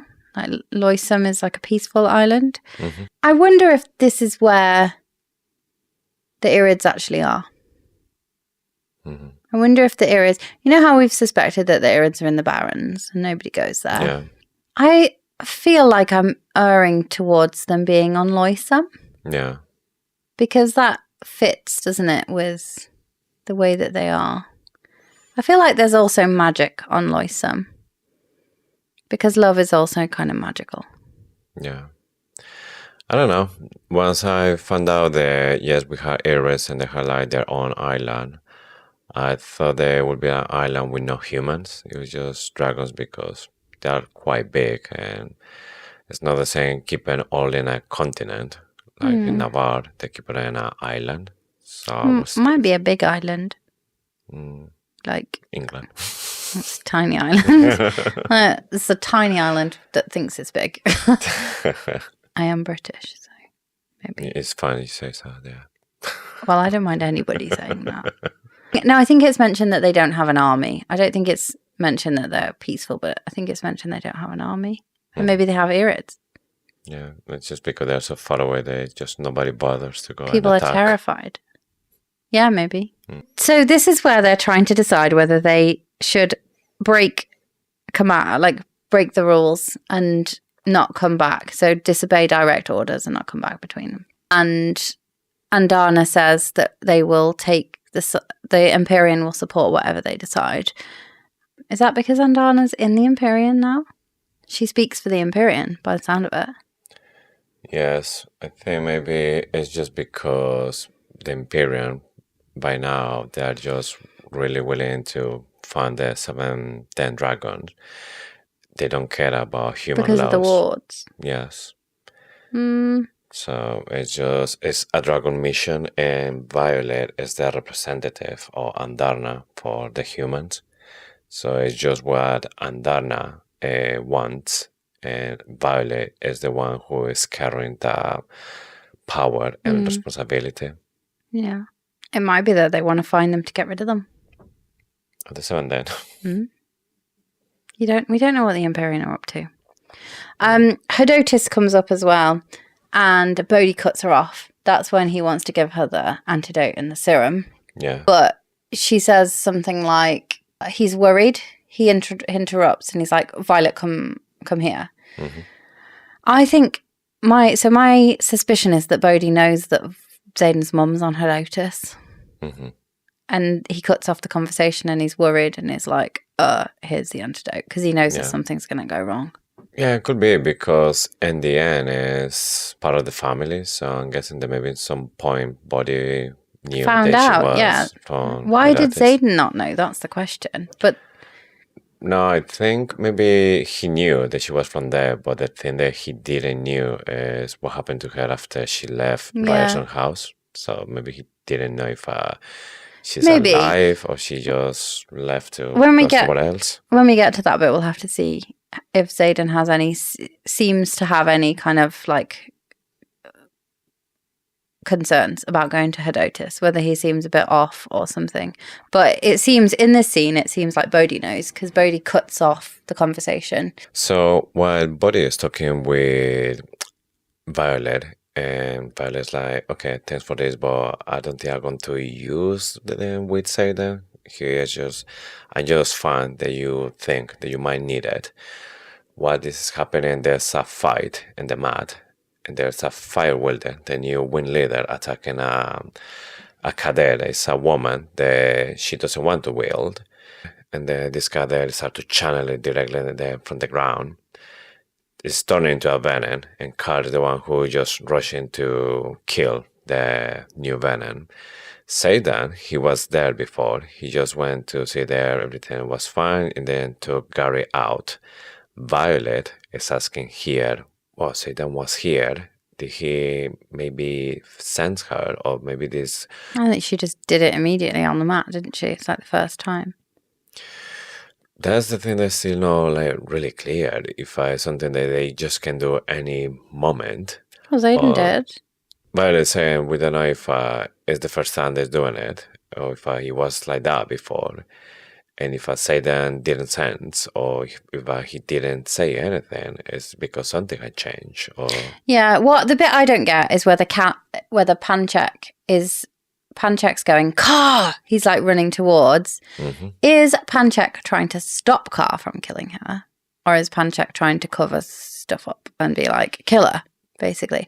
I think it might be the first one. I think Panchek's like involved with the second wing and is doing loads of stuff. Anyway. Chapter 29. In a culture that worships the goddess of war exclusively, blood is the preferred sacrifice, and cowardice is the ultimate sin. Umbriel, Isle of Doon, by Second Lieutenant Asher Daxton. So again, this is just links to the Riders Quadrant, isn't it? Blood is the sacrifice, cowardice is the ultimate sin. Yeah.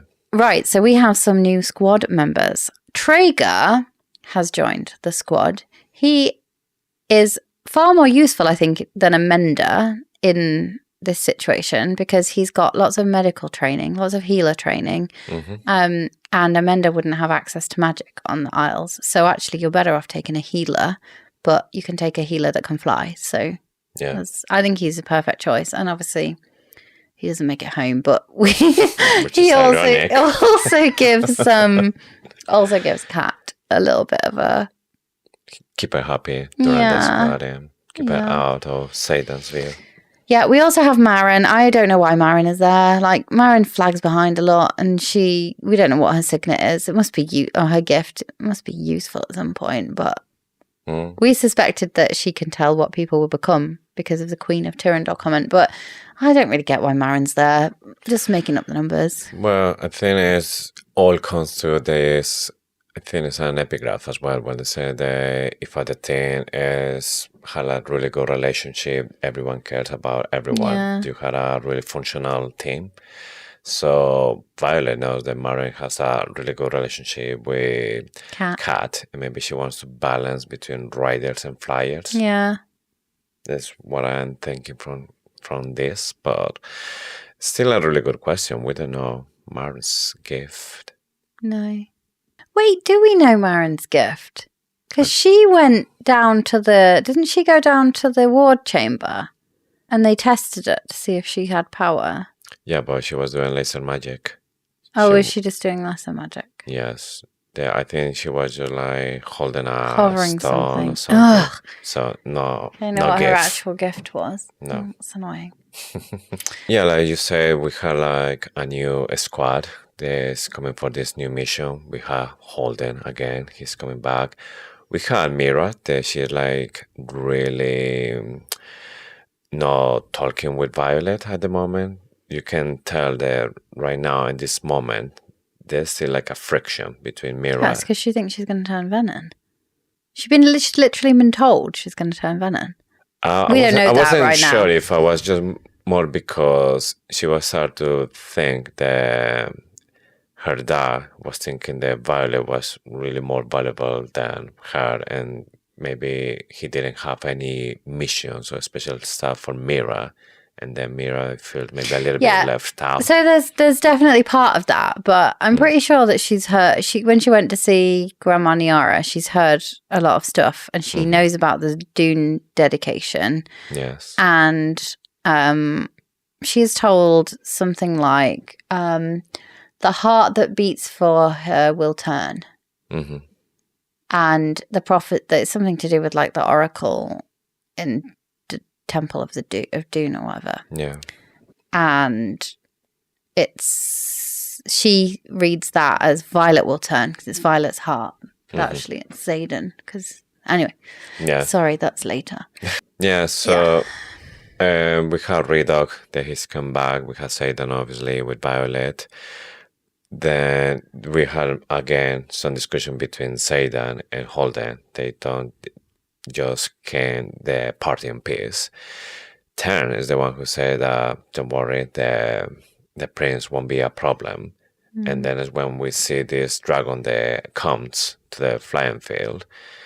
Violet noticed there's a blue dragon, and then we were like, "Wait, is that Malvik?" Like Malvik. No, it can't be. She started running to see the Arik is coming, walking towards her as well. Malvik has a scar across his snout. Do you think that's important? Or I tend to not think it is. I just wondered. We know the dragons, they have constantly scars, holes in the wings sometimes. So I'm guessing they're just a symbol of it's a dragon that's been in battles. There's a tough dragon because it has scars. Yeah. But the thing that I was thinking, and this is saying because Tern knew the Malbec was on the way, and then when Violet found out that yes, he is there, Tern was like, I told you that the firstborn won't be a problem. So I just wondered, maybe it's because Malbec told him to Tern, don't say anything until we're there, because otherwise they might affect something about Arik coming here. They maybe ruin but it. Dragons don't gossip, so I don't think. I don't think he would have taught. Yeah, I just love this scene. I think. Yeah. Tern knew that Malvik was coming. Yes. So now Arik came here to be part of the squad, and even you can see that Xaden has some respect for him. He's like, "Are you sure about this?" And he says, "No, but it's the only thing that I need to do. It's the only thing I have clear there. I had to do it because you're not going to do it with Holden. Holden is just going to ruin everything." Yeah.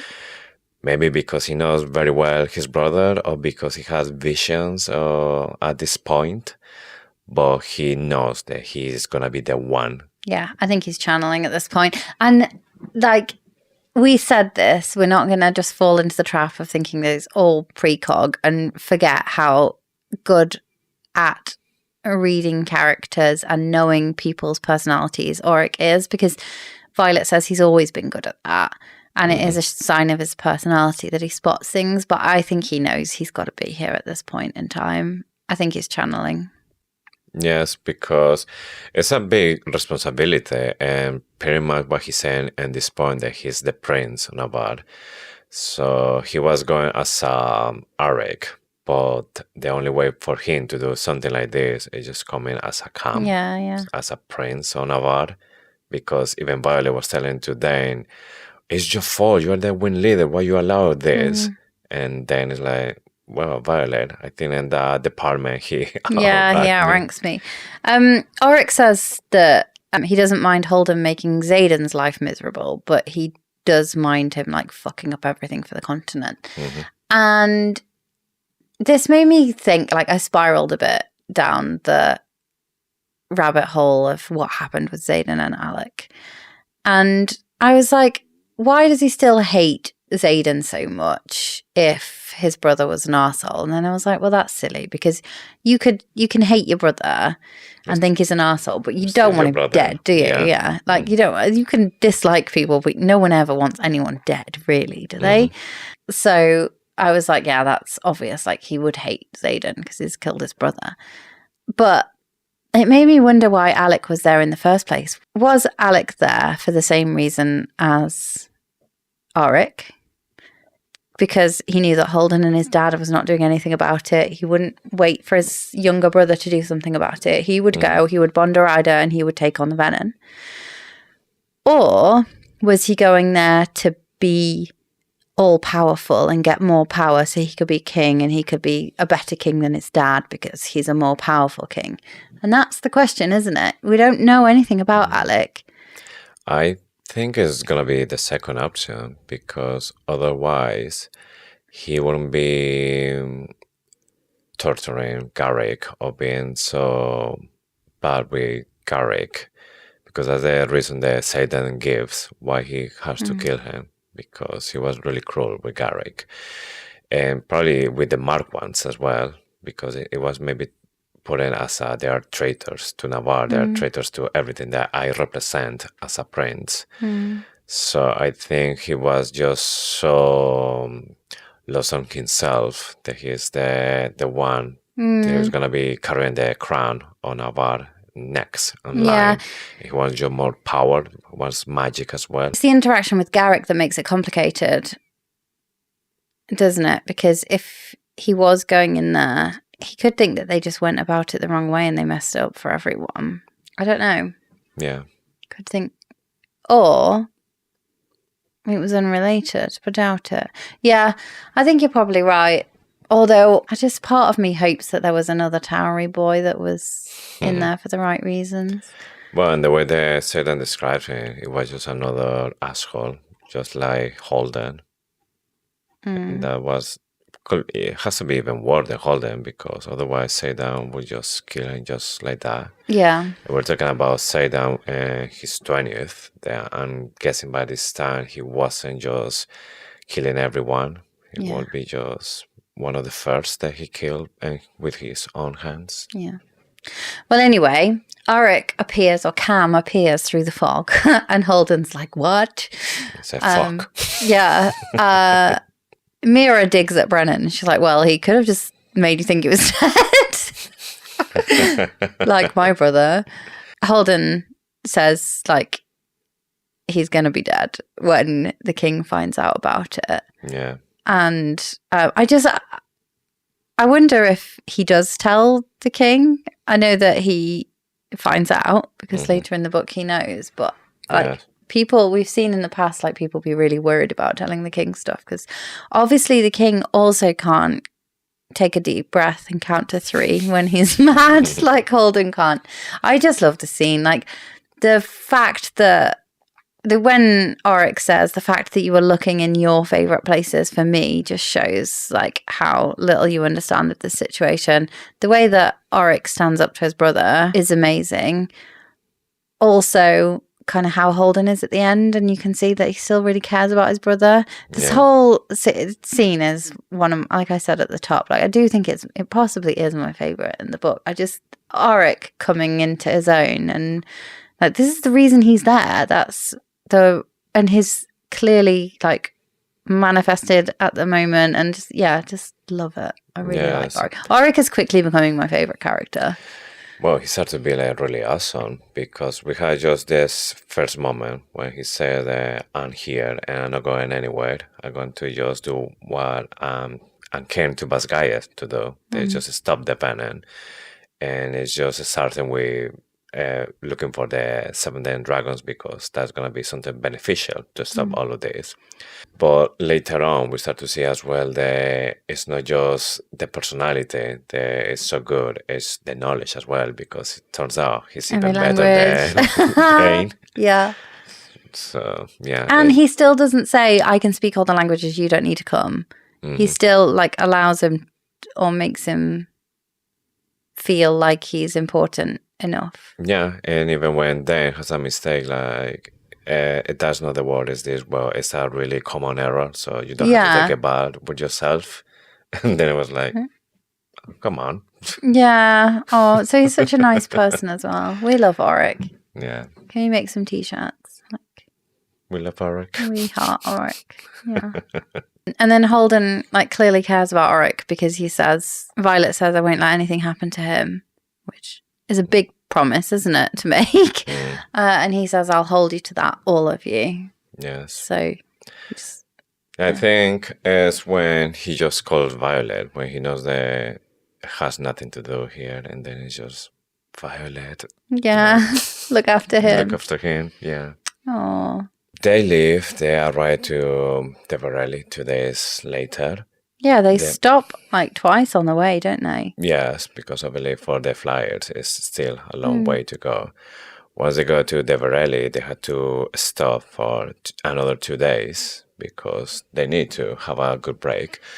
But while they're just having this 2 days break on Deverelli, they start studying for rooms They start to see why they don't work or how can they work and when they are out of the reach of the source of the magic and that kind of stuff.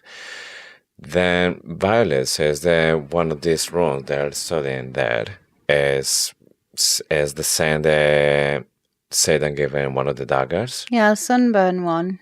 Yes. Didn't she have that the last time she went?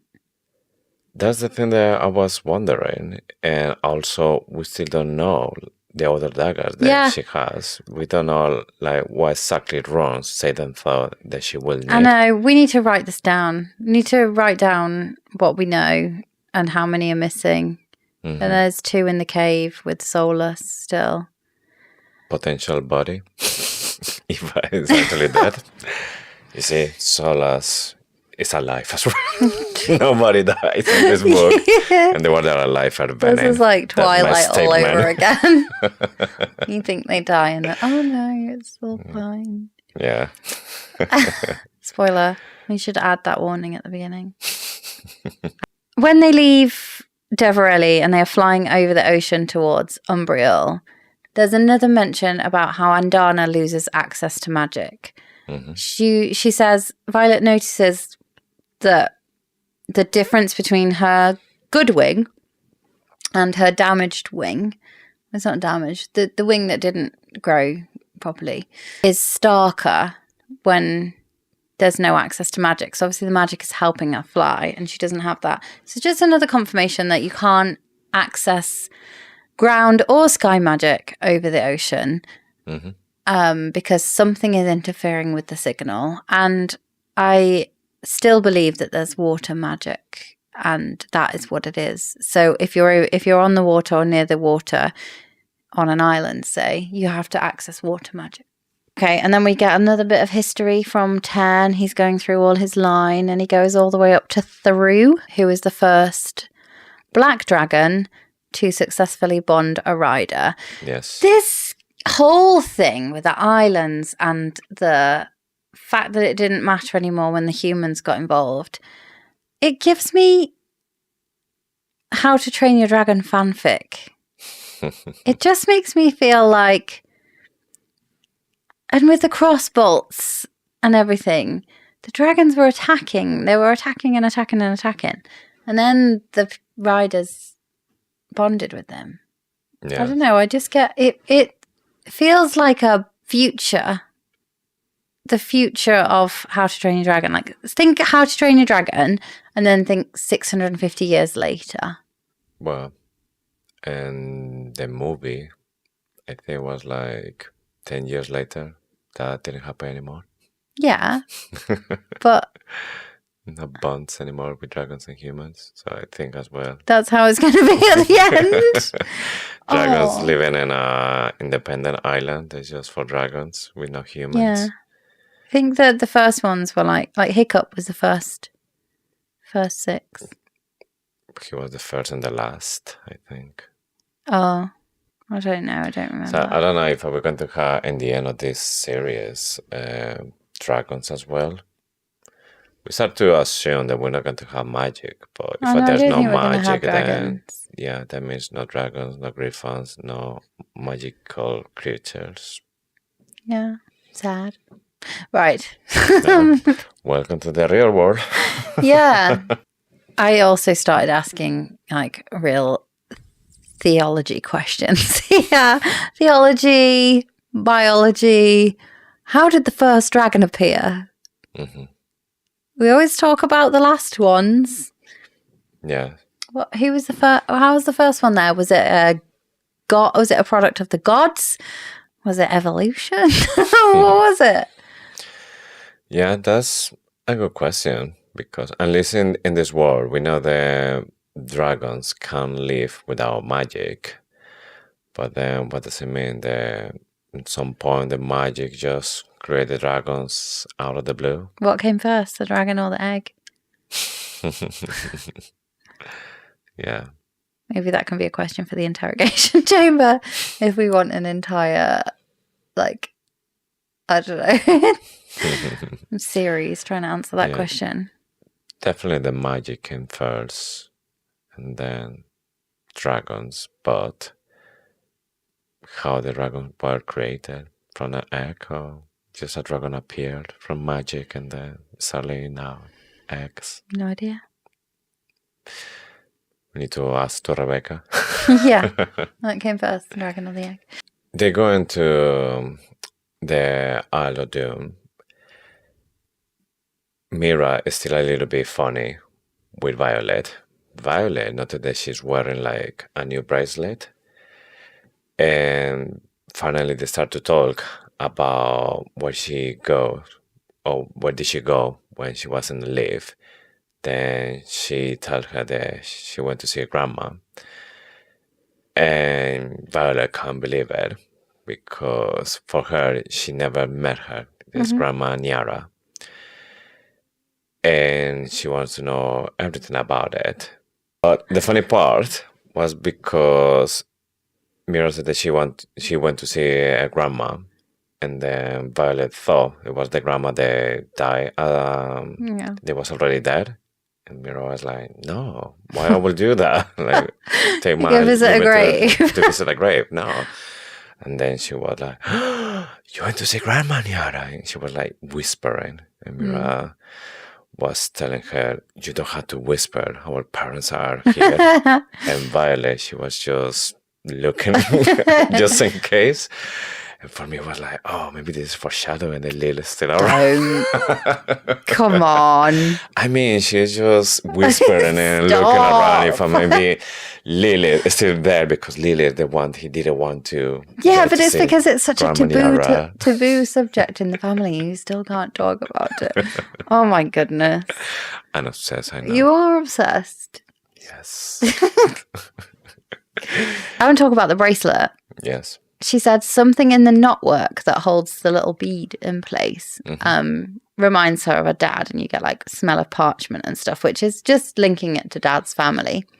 But the knotwork, that made me think of Tyrish knots and runes. And I wonder if there's any similar kind of magic in Lucerys. And Daddy Sorrengail would have known about it, surely. Yes. I mean, that could be another explanation for runes. Maybe the runes from Lucerys are different for the one from Or the same. They've just been, you know how like languages are different around. Geometry patterns, but put together in a different way, maybe. The meaning is the same, but language is different. And like runes are, we do get confirmation that runes are like a monosyllabic language. So just a symbolic language. Yes. We also know that Old Lucerys is because Warwick's journal was in Lucerys. Yes. And that was that's how Violet knew that it was the same type of thing. So I don't see why there wouldn't be some type of rune in Lucerys. And it just like this, I wonder if the bracelet holds any kind of power. Maybe it has a rune as well. Well, possibly something that Nyara felt that Mira needed. Yeah. So Violet wants to know more information about what happens, because so far Violet thinks is Grandma Nyara the one who stopped talking to the family. But Mira tells her that no, it was completely the opposite. What the parents were the one that cut their communication with Grandma Nyara. And then Mira says to Violet, you should go to Lucerys and talk to her. Violet says, yeah, because I had a lot of time before graduation. And Mira said, yeah, fair enough. Good point. But she doesn't tell her anyway. And she's still not telling it, which means that, yes, she needs to go to talk to Grandma Nyara. But I don't think we will see that in book 4. Because if I was still in the chronological order, next book, Violet will be a 3rd year, so she's not being graduated yet. It will be in book 5 when she finally will graduate, and then she will be able to go to see Grandma. Do you think she needs to? It seems that's really important. But Mira does tell her what she's learned. Yes, but she's still... Later on in the book, we find out. So I do think we will meet Nyara, but I'm not sure that it will be so groundbreaking and revealing because we already know what. Yeah, but I think Niara Niara is still like such an important character because so far she will still the closest relationship. She's to the only Sorrengail. living relation, that isn't the siblings. Yeah. Yeah, I do think she'll be important. I think she'll come in clutch. I think she'll like come in and with like this. Yeah, maybe she's holding a book that maybe she thinks is not that important from Daddy Sorrengail, and then maybe it's gonna be the key to understand something even bigger. Yeah, I just feel like I don't know. I'm contradicting myself again, but we do. She was in this book to play a role that was like she knew more about the situation between Dune, and we do find that out in I can't remember what chapter it is now, but it's when Andarna breaks the bond and Violet is just getting around to getting out of bed and stuff, I think, and Brennan and Mira are arguing about it, and we find out all about it then. But it does sound like Lilith and Niara were on the same page about not wanting the Violet to be dedicated, but it was Daddy Sorrengail that took her. So while they're talking about the books, Violet, she wants to share all the stuff that she has from Daddy Sorrengail to make sure that Mira feel that she's still maybe integrating and the plan and everything. So Violet mentions that every single book has a lot of details about the fauna, about every single island, about some species, the stuff they do during the seasons and all that kind of stuff. And Mira said, why I want that? Like, Sounds shit. Yes, that was so important. Like, no. But I think, or I had the feeling that that's kind of important maybe because if Daddy Sorrengail is following like the patterns on some animals, maybe it's because he started to see that maybe there was some kind of magic or something on the ground. Like migrating them. Yes, and it's basically telling to Violet to maybe pay attention to these kind of things because those kind of things is the one they're going to tell her there's something bigger that the animals are falling. Yeah, that's when you need to go. So you need to go at this time. I think there's something about, and I do need to reread these bits, obviously, but I think it's hints to do with Hedotus and when the poison is. So when she can pick the berries, because if the birds migrate too late, the berries are overripe, and that's when they're poisonous and their beaks are blue. And it's the blue berries that she picks, and she poisons Xaden's stepdad with. Stepdad is a bit of an overstatement, but you know what I mean. I can't remember his name. Because I haven't read that bit for a while. Yeah. But yeah, I think he's given her the clues that she needs to outsmart the Hedotus crowd. But I like that. I like the idea that possibly there's something that's migrating. The animals are falling apart. Yeah. There's another mention here. Like she says, did Grandma tell you how he had the time? Did she know that he went to Dune? Did she know that he was writing that book? How did he have the time? It's just another reference to my theory that he found some way to manipulate time. Could be Lucerish runes. Yes, but what Mira says that, she knew, but we don't get any more details. Nope. Until later in the book. The plan here in this island is just basically find the soldiers or the people from the island. And the plan they had is just being bait. So Xaden and Violet are in a place sleeping with a blanket covering and everything. So they look just like a regular couple. The soldiers from Umbral, they find them and they think they got these riders and release it. But obviously Xaden and Violet are really prepared. And this shows straight away when the blanket is off. Xaden already has some of the blades, I think, in the throat of the guy. Since Violet, they have weapons. The dragons appear, so obviously everything was a plan. It works very well. And now the soldiers, they know that, oh, shit, we fall in this trap. Yeah. The only thing I thought was odd about this was the mention to the emblem on the soldiers. So we later know that Dune's emblem is crossed swords with a talon, so linked to the dragons. But these soldiers are wearing crossed swords with a horseshoe. And there's a few mentions of the horses of Umbriel later, and Andarna wants to try to eat one. Yes. But the horseshoe made me wonder what the link is with Zanal, because a horseshoe is a symbol of luck or bad luck, isn't it? Depending on which way up it is. And I like to think about the links between the gods. And we've got a definite link between love and war. We've got a definite link between the Queen of the Gods and Malak, or we seem to. We've also got a link between Dune and Malak because death and war go hand in hand, and that's why Navarre seemed to favour those two gods. Is there a link between Zanal and Dune? Maybe there's a link between all the gods and war, and possibly there is a link between luck and war, and whether you're like unlucky or lucky. Yeah, sometimes luck has an important role in something as a war as well. Anyway, I thought that was interesting. It's a different emblem to what you see in the temple. Yeah. And the horseshoe made me think of Zanal. That is all on those chapters, and it's been a long one.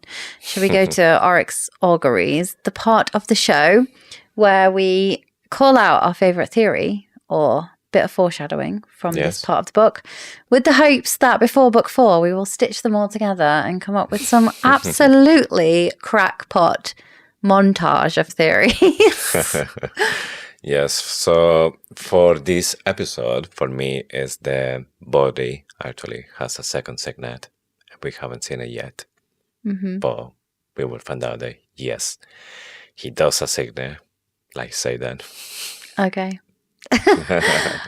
My favourite is the crackpot one that Daddy found some way to manipulate time, and that's why we get all these references to how did he find the time? Where was the time? And it's linked to Andarna somehow.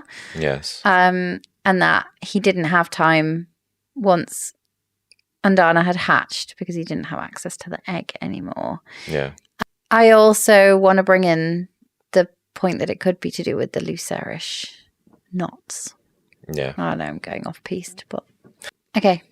Sticking with the theme of precognition, the epigraph for chapter 30 next week, which is the first chapter that we will pick up on next week. It is unwise to favour one god above another. Better to shun them all than to show favouritism amongst a jealous, prestigious pantheon. Major Aureli's Guide to Appeasing the Gods, 2nd edition. I want to get my hands on that book so bad. It's got so much stuff in, hasn't it? Yes, I mean, everything related to gods now is just really interesting to find out a little bit more about the plot. Yeah. Okay, so the interrogation chamber. Last week we asked, you have to leave Navarre and live out your days on one of the isles. Which are you choosing? For me, definitely. Sounds like a paradise for me. Like the way the water has been described, the people living in these trees, it's covering all the town because it's really hot. It just sounds like a paradise. Sounds like your home. Sounds like when we go to visit your parents, like with all the palm trees. And, yeah. Yes, maybe it's it feels just like the perfect place that you can just go there, chill out, and keep reading Onyx Storm. Yeah. This is so funny because last week we were like, oh, I think it's obvious. I wasn't picking Davarelli. Oh, really? Are we going to have to go our separate ways and live out the rest of our days on different islands? Where are you going? I'm going to Zelna. I know it's weird, but I just really like the gifts. Yeah, that whole thing. No, that whole thing is like a bit. Everyone just seems so happy. They're like, you win some, you lose some. Life is good, life is bad, life is lucky, life is unlucky. Never mind. Yeah. You just live with the hand that you're dealt with. There was people like they heard for weeks that the dragons were on their way, and there was people just like sitting in the stadium waiting, in the hopes that they would be the ones that would see. Just people just seem so like happy, positive. Yeah, and Zanal's definitely my favorite. I'm not Although I obviously haven't taken heed of the epigraph from next week. Better to shun them all than to favour one. Yeah. But yeah, I would go to Zelna. Okay. There's also, isn't there a bit of magic there? I can't remember that. If I was actually magicking the crown or was something else. They can talk to each other, can't they? Yes. But then you had to play the games, Sanal games, and once you get to the island, Yeah, but it is what it is. you get an arrow. Well. Well, I wouldn't know anything about it, would I? I would know, and then I would not. Yeah. Might get a broccoli. Do you think they had like a box full of cats just waiting for people to arrive? Yeah, the cat's there for a reason. Oh, I can't wait to get to that bit because there's a reason for every single one of those gifts, and I will get to the bottom of it. Right. So next week, the question in the interrogation chamber is: you have to take a gift to the King of Deverelli in exchange for access to his island. What are you taking? Has to be anything you have access to on the continent. That's an interesting one. Yeah. And normally it has to be something rare and unique for the King of Deverelli. Has to be something rare and unique, but something that you don't suspect will fuck up the whole thing for everyone, like we do think that the dragon egg. Yes. Okay. Good question. I like it. Yes. Okay. That was the end of the interrogation chamber. And the end of the show. So once again, thank you for listening. Don't forget to follow us on Instagram and TikTok at FaithfullyFantasyPod. Check out our website www.faithfullyfantasy.com for information about us, about exclusive content that you can access, our shop,